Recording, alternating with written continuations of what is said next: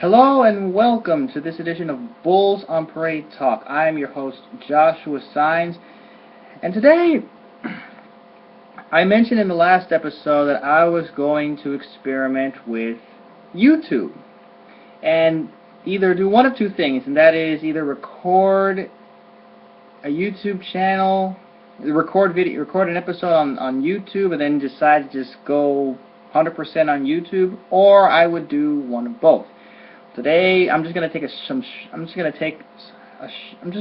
short episode today to experiment with doing both at the same time. So, along with this recorded talkcast, you will also have the chance to listen to me and come even see me as I, go about my business in discussing the situation with the Houston Texans as we move forward, with everything especially going into the off season. We got the draft coming up, and very bright future to look forward to. So in this short test,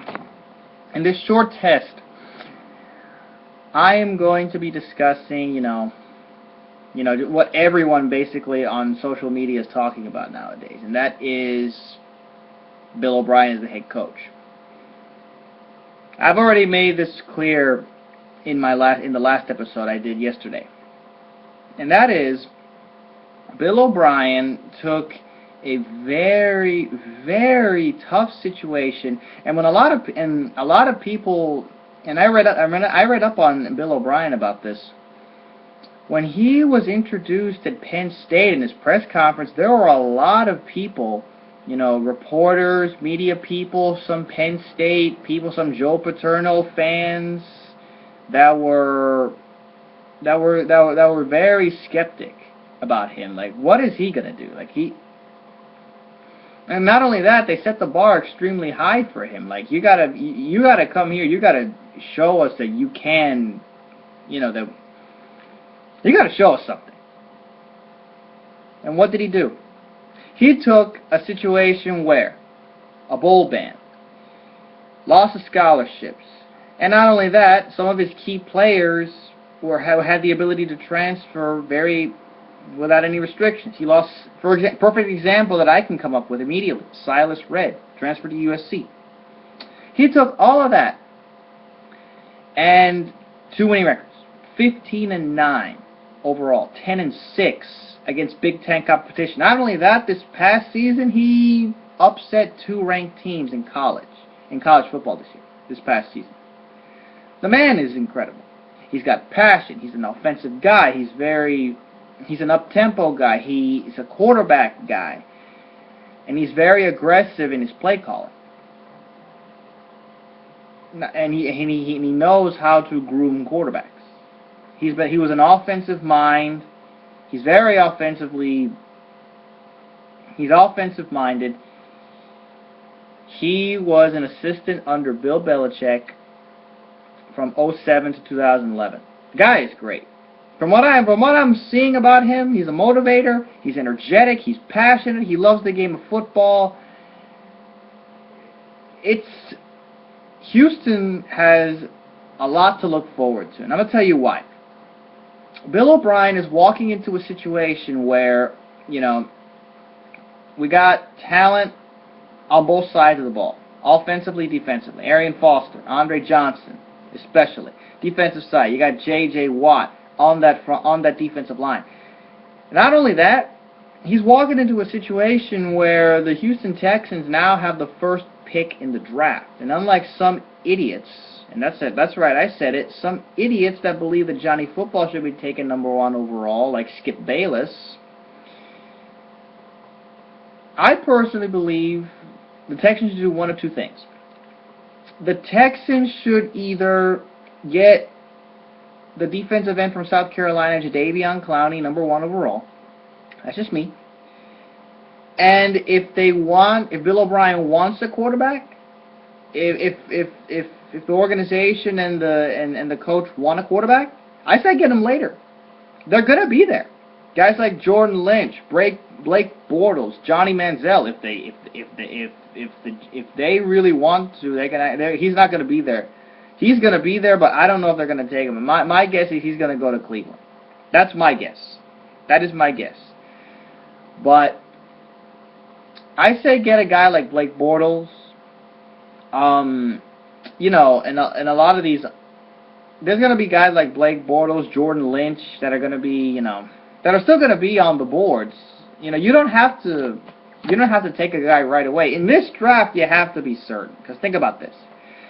2 seasons ago, we went to the divisional round against the Patriots, and we got, you know, we had them for a while, but offense just could not get anything going.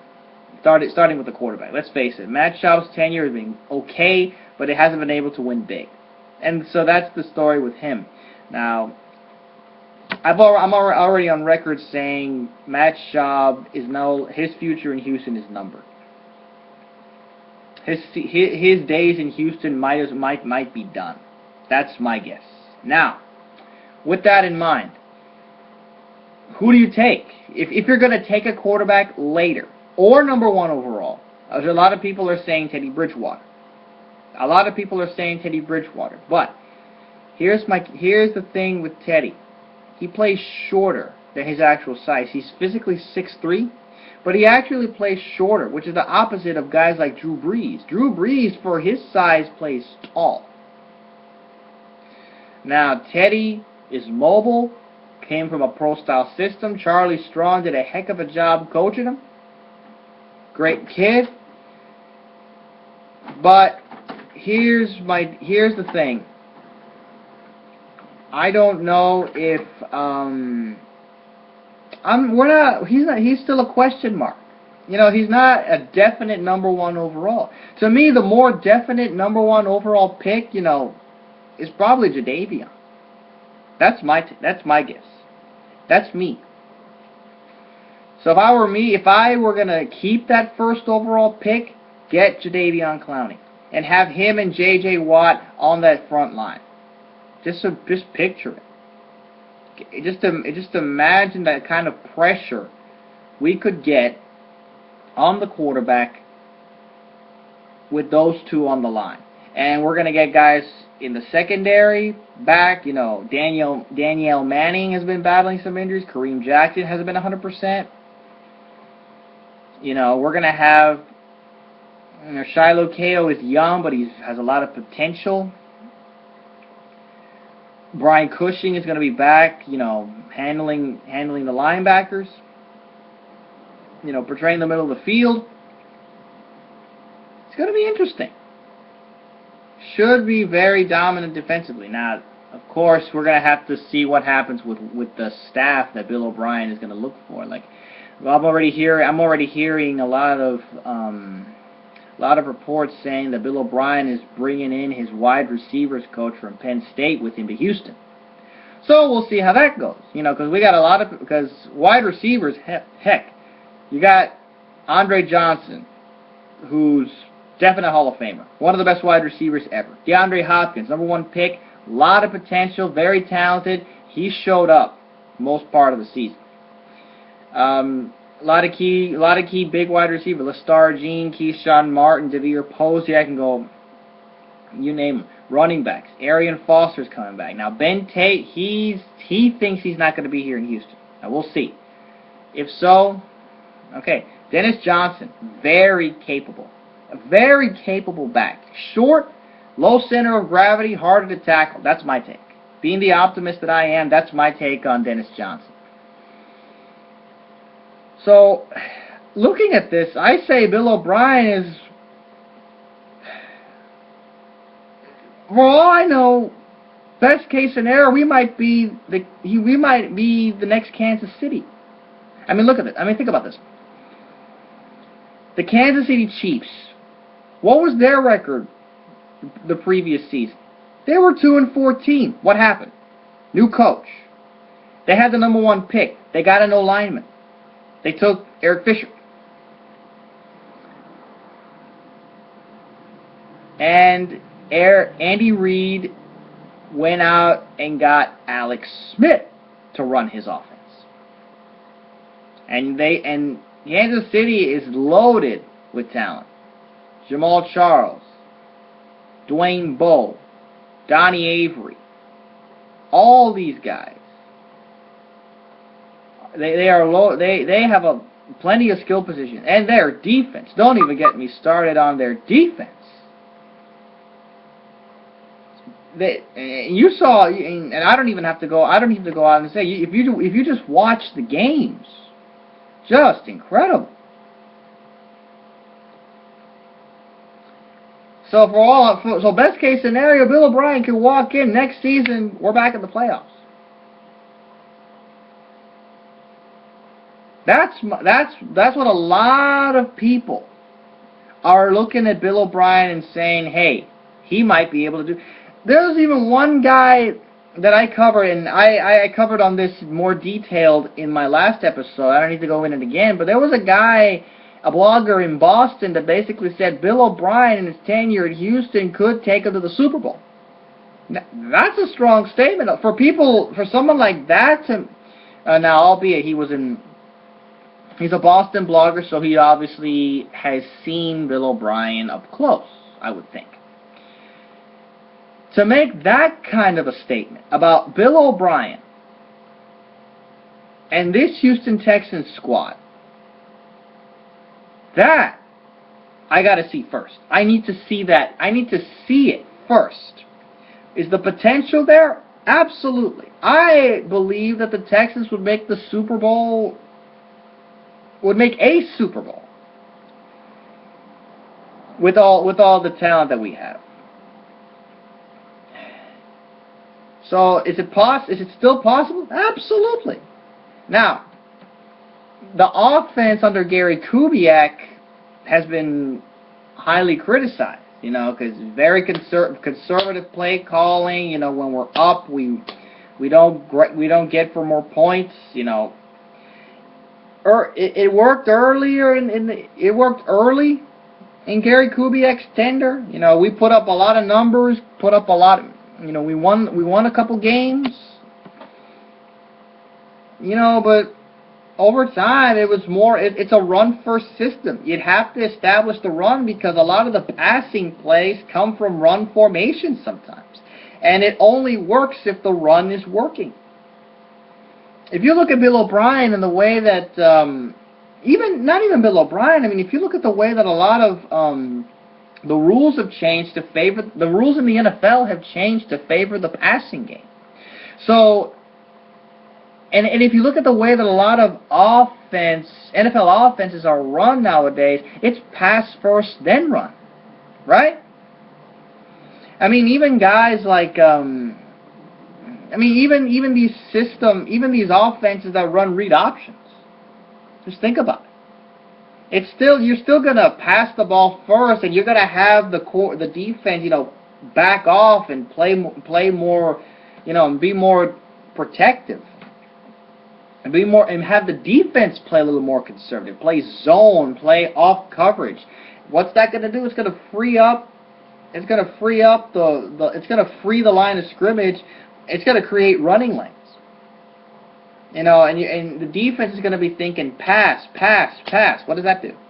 When you got a guy like Arian Foster in the backfield and the defense is thinking fast, next thing you know, you give them the ball on a draw or delay or some kind of counter, some kind of running play, boom. They're like, oh, wait. And the defense is like, oh, wait a minute. Oh, wait a minute. They're running. Right? And perfect example is New England.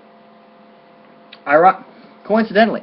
Because if you look at the New England offense, specifically the past 2 years, but especially this past year, especially with the addition of a guy like Garrett Blount, Tom Brady, one of the best quarterbacks in the game, no question. But if you look at New England's offense, their run offense, their rushing attack is one of the best. If you look at Green Bay, they got a two-headed monster. They got Eddie Lacy, who can create yards after contact, and James Starks, who has emerged once again. Green Bay finally has a definite running game, and that's how they got by and made this run to get into the playoffs. How they won the NFC North, and with Aaron Rodgers coming back from injury, lo and behold, he was the difference maker. You got a guy like Aaron Rodgers who was probably the best thrower, who can make all the throws, has the mobility. I think he is the best quarterback, skill-wise, in the game today. Best quarterback, skill-wise, in the game right now. Because he's got everything. He's got everything. He's got accuracy. He's got a strong arm. He's got mobility. You know, when I don't need to go off on that, but still, you look at this and it's a good situation. You know, Bill O'Brien, I feel, is gonna completely change at least the offensive philosophy of the Texans. You know, the Texans for a while have been like I said, been run first then pass. I think we're going to go vice versa, and we're going to go with what the NFL is doing, and that is pass first then run. And if we get the right, and if we get the quarterback in there to, you know, and whoever the quarterback is, whether it's Case Keenum, whether it's whoever that they decide to take in the draft or in free agency, doesn't matter. Doesn't matter. Whoever it is, as long as they can manage the game, limit mistakes, make good decisions, limit turnovers, and just run the offense well. He doesn't have to be Aaron Rodgers. He doesn't have to be Tom Brady. Just look at Alex Smith. Look at what Alex Smith is doing in that offense that Andy Reid has installed in Kansas City. It's efficient. And when you got Donnie Avery, Dwayne Bowe, and Jamal Charles in your offensive arsenal, of course it's going to make the quarterback look better. The point is, they're all different kinds of quarterbacks. To me, it doesn't matter. I'm a fan of Case. I have said that on many occasions. I'm on record. I love Case. He and I are Cougars. You know, we went to the same school. I watched him while I was in school. When he was a freshman, I was a freshman. Freshman starter in college. It was my first year at the University of Houston. So, but I also know that you have to be realistic, and he obviously has some things to learn. Now, can Bill O'Brien help him? Of course. I was on record saying from my last episode, it must be an open competition. Whoever they get, he deserves to compete for the job. Whoever they get from free agency or in the draft, you know, whoever it is, whoever the Texans decide to go after, whoever Bill O'Brien decides to go after, either in the draft or in free agency, as long I say great things to come. I say this is the start of something very interesting and possibly great. Possibly. I'm not gonna predict anything right now because I don't know. None of us do. Right now we're just guessing. We're just going on hypotheticals. And the last thing I'm going to do is engage in some kind of hyperbole, in which I'm seeing a lot of people engage in right now. The same kind of hyperbole that people made about Case Keenum when he was given the starting job. You know, a lot of people. This is my last thing because I don't want to make this video too long.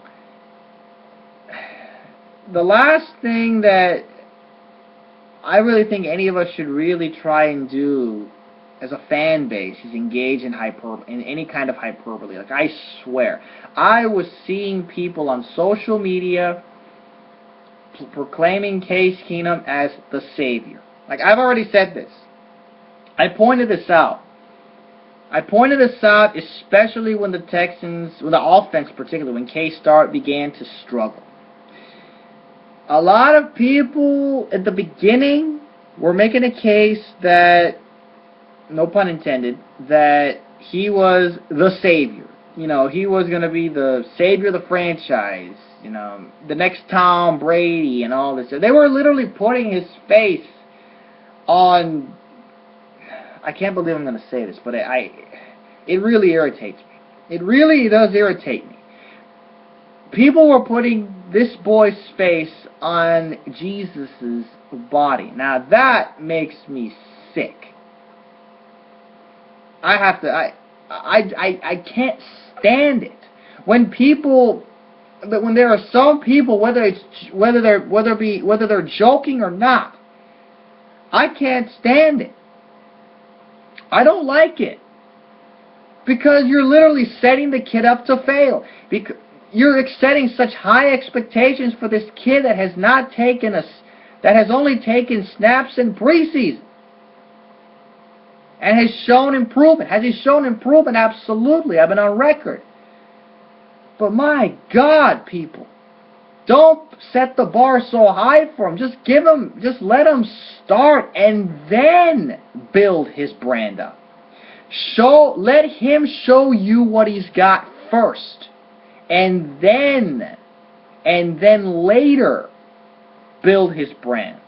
That's where I'm thinking a lot of athletes are setting themselves up for failure, because they are celebrating themselves, or they are creating their brand without having done anything, without having won anything significant.